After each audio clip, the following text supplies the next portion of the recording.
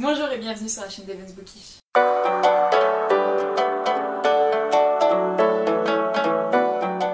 Bon, je pense qu'on est nombreux en tant que lecteurs à avoir des problèmes, de lecture, des problèmes de lecteur, et c'est pour ça que j'ai fait cette vidéo, donc le top 10 des problèmes de lecteur. Selon moi, le problème numéro 1 d'un lecteur, c'est d'avoir la pile à lire qui déborde. C'est même pas déborder, c'est un puissant fond de romans qui attendent d'être lus. Hein. Et oui, ils attendent, très bien, ils attendent, hein, mais je pense qu'ils vont attendre longtemps. Et dans cette même optique, il y a aussi le problème du roman qui t'attend depuis 10 ans dans ta pile à lire et que tu n'as toujours pas lu. Pourtant, il te fait envie, hein, mais... non, toujours pas. Et le pire, c'est qu'on continue d'en acheter. On ne peut pas s'en empêcher. Hein. Non, parce que moi, personnellement, c'est pas que je ne veux pas lire mes livres, mais c'est qu'il y en a d'autres qui sortent derrière. Comment vous voulez qu'on lise nos livres, qu'on achète, hein, parce que moi quand je vais dans le magasin, tout ça, je vais toujours au rayon livre, on ne sait jamais, hein, et je repars toujours avec un livre. Et on est censé faire comment, hein? Parce qu'il y a toujours un nouveau roman. Non mais si, à chaque fois qu'on va dans un magasin, il y a un nouveau roman qui est sorti. Et attention, pas le petit roman, genre le roman que tu attendais. Le roman que tu n'iras finalement pas parce que tu avais d'autres lectures à faire avant. Et qui finira dans ta pile à lire. Voilà. Problème de lecteur numéro 2, ne plus avoir de marque-page. Enfin, ne plus avoir de marque-page. Tout est relatif, hein, très clairement, parce que comment vous dire, je dois en avoir plus d'une centaine. Mais ne plus avoir de marque-page sous la main. Au moment où t'es dans ton roman, quoi. Au moment où tu dois partir pour, je sais pas, parce que le téléphone sonne, parce que quelqu'un frappe à la porte, et que là, tu veux noter ta page, et bah t'en trouves jamais. Non, non. Ils ont tous disparu. D'un coup, comme ça. Je sais pas trop pourquoi, mais ils sont plus là. Hein. Donc, ouais, les manques de marque-page. Je me retrouve toujours à mettre un vieux morceau de papier, ou alors j'ai clairement tout le temps ma boîte de mouchoirs à côté de mon lit. Et je me retrouve tout le temps à devoir prendre un mouchoir et à prendre un petit morceau du mouchoir et le mettre dans mon bouquin. Du coup maintenant j'ai trouvé comment pallier à ce problème, hein, à ce gros problème de lecteur. Je sème des marque-pages. Non vraiment, j'en sème un peu partout. Il y en a toujours un sur ma table de nuit, dans ma bibliothèque, sur mon bureau, comme ça. Je vous jure, essayez, hein. Franchement, je pense que ça peut sauver des vies. Troisième problème des lecteurs, acheter des livres, mais seulement pour leur couverture. Bon, avouez, je suis pas la seule à l'avoir fait, on a tous déjà fait au moins une fois. On achète un roman parce qu'il est très beau, hein. Il est beau, il est brillant, il y a des paillettes, je sais pas, honnêtement. Il y a plein de raisons qui font qu'on achète un roman, hein. On va pas se cacher. Mais en fait, le genre, ou le texte, ou ce qu'il y a derrière ne vous intéresse absolument pas. Ça va? Tranquille? Je disais donc qu'on fait tout ça, hein, clairement, même si le genre ne vous intéresse pas. Vous allez dans la petite boutique d'occasion du coin, là, vous savez, le petit libraire qui vend que des livres d'occasion, là, mais qui sont des vieilles collections. Des vieux romans avec des belles reliures que vous voulez absolument mettre dans votre bibliothèque parce qu'ils sont très beaux. Vous savez, ces romans-là, mais que vous n'irez strictement jamais. Je pense que je suis pas la seule à le faire et je pense qu'on est vraiment nombreux à le faire. Quatrième problème, les pannes de lecture. Alors, j'avoue que ça ne m'arrive pas très souvent, j'ai dû en avoir qu'une ou deux et pas plus de quelques semaines. Et souvent ce qui m'empêche de lire c'est les cours. Hein, je pense qu'on est beaucoup d'étudiants à manquer de temps pour lire et du coup... Mais j'ai pas vraiment eu de grosses pannes de lecture en tout cas. Mais je sais qu'on est nombreux, en tout cas il y a beaucoup de lecteurs qui eux ont des pannes de lecture et ça franchement, courage. Qu'est-ce que vous voulez que je vous dise à part courage? Faut s'accrocher, vous allez tomber sur le bon roman, genre le roman qui vous fera qui vous prendra au trip, quoi, qui vous fera voyager, rire, pleurer, sourire. Je pense qu'il faut tomber sur le bon roman pour se remettre d'une panne de lecture.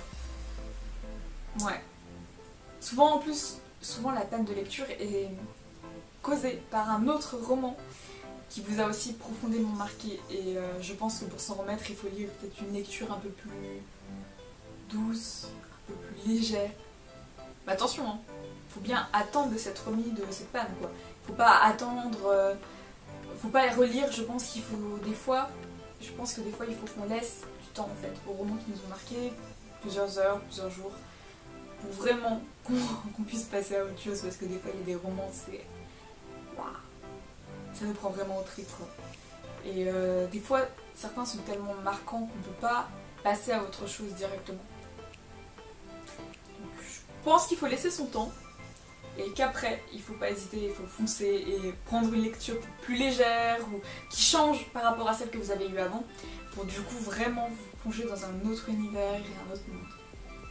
Autre problème de lecteur, devoir arrêter sa lecture pour X ou Y raison alors que vous êtes pleine action. Genre, tout se déroule, les rebondissements, je sais pas moi, il y a des combats, et d'un coup, c'est la coupure. Alors, attention, il y a plein de raisons pour lesquelles on peut s'arrêter de lire plein de milliers d'instructions. Essentiellement la faible batterie, la batterie de la liseuse qui lâche, on connaît. Ou bien, un cas du roman papier, je sais pas moi, c'est l'heure d'un rendez-vous, c'est l'heure d'un cours, c'est l'heure d'aller au boulot, c'est l'heure de partir, quoi, c'est l'heure d'arrêter. L'alarme du téléphone sonne et te dit c'est fini, tu n'as plus le temps là. Soit tu continues ton roman, soit t'arrives en retard. Ouais. Je pense qu'on a tous connu ça au moins à un moment dans notre vie. 6e problème de lecteur en rapport avec le précédent, c'est manquer de temps pour lire. Je crois que c'est vraiment le plus gros problème de chaque lecteur. Hein, on va pas se le cacher. Hein. Manquer de temps, c'est... En fait, les journées ne sont pas assez longues. Il faudrait que dans la journée, donc sur les 24 heures, on ait le temps de dormir, de manger et de bosser, de faire tout ce qu'on a à faire, de regarder même une série ou un film, comme ça, on est bien.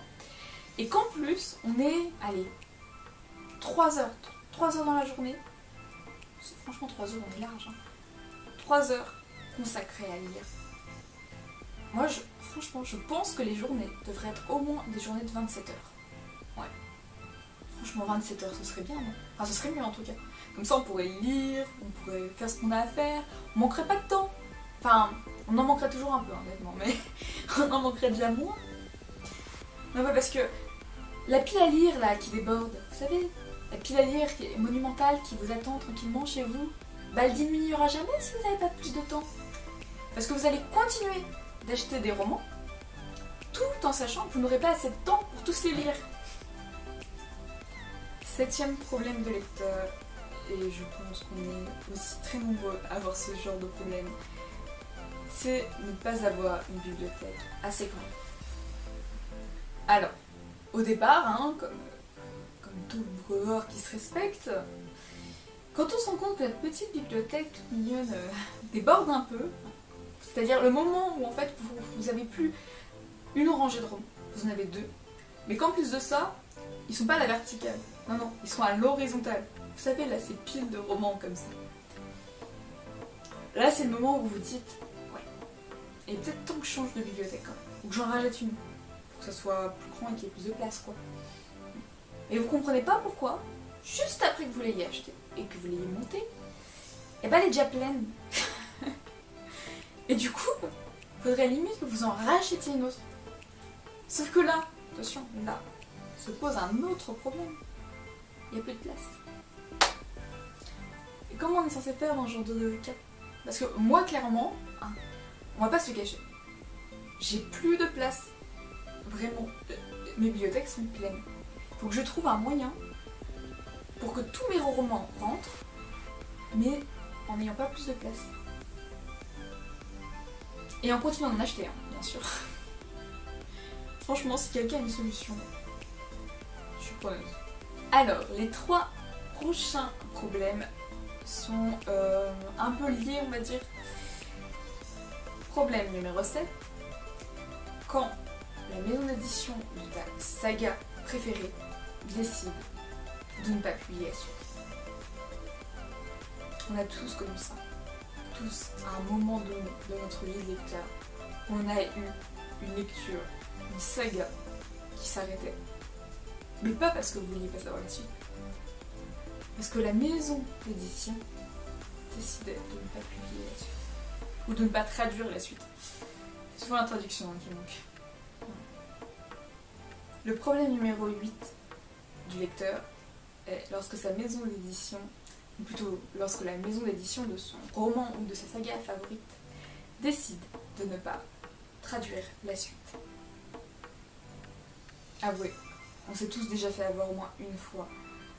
La saga qui t'a le plus bouleversé, transporté, vraiment que t'attendais la suite avec impatience quoi. Tu regardais... C'est la saga pour laquelle tu regardes, je sais pas moi, tous les mois ou toutes les semaines, la date de sortie du prochain tome.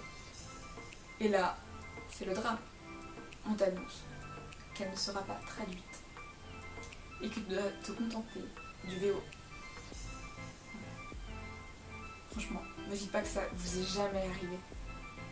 Problème numéro 9. Quand des romans que tu as déjà dans ta bibliothèque sont republiés avec un nouveau titre ou une nouvelle couverture et que bien sûr tu te fais avoir. Honnêtement, ça m'est encore jamais arrivé, mais je pense qu'à un moment donné je me ferai avoir. Il n'y a pas si longtemps, en cherchant un roman que j'ai dans ma bibliothèque, je me suis rendu compte qu'il avait échangé de titre, échangé de couverture. Je pense que ça peut arriver à n'importe quel d'entre nous de se faire avoir par ce type de choses, surtout que des fois c'est pas précisé. Ils précisent pas que c'est une nouvelle édition ou alors que c'est le même roman mais sous un autre format, avec un autre titre ou ce genre de choses. Et très souvent, on se fait avoir. Enfin, 10e et dernier problème de lecteur, c'est quand la maison d'édition d'un roman décide de changer la couverture de ce dernier, tout simplement pour le mettre en rapport avec son adaptation cinématographique. Et franchement, ne me dites pas le contraire, mais qui préfère le roman avec l'adaptation, avec la couverture de l'adaptation cinématographique au roman original, avec la belle couverture, le dessin ou l'image qui correspond à 100% au roman, quoi, qui lui va comme un gant. Sans cette couverture, c'est plus le même roman. Je comprendrai jamais, mais pourquoi on fait ça? Pourquoi forcément changer la couverture d'un roman qui, à l'origine, avait déjà du succès et qui en aura forcément plus grâce à l'adaptation cinématographique? Pourquoi changer la couverture? Moi, je sais que personnellement, je préfère quand le roman a la couverture originale. Ça m'est arrivé très souvent de d'acheter les romans d'occasion pour avoir la couverture originale du roman, parce que je sais que j'ai adoré ou qu'il va me plaire, que j'ai vu les films, que forcément je sais que ça va me plaire, mais je veux la couverture originale. Je veux pas la couverture avec les deux personnages, les deux persos principaux qui sont dans le film, quoi. Non. Bon, j'espère que cette vidéo vous a plu. N'hésitez pas à me dire en commentaire ce que vous en avez pensé. Et on se retrouve bientôt pour une nouvelle vidéo. A bientôt.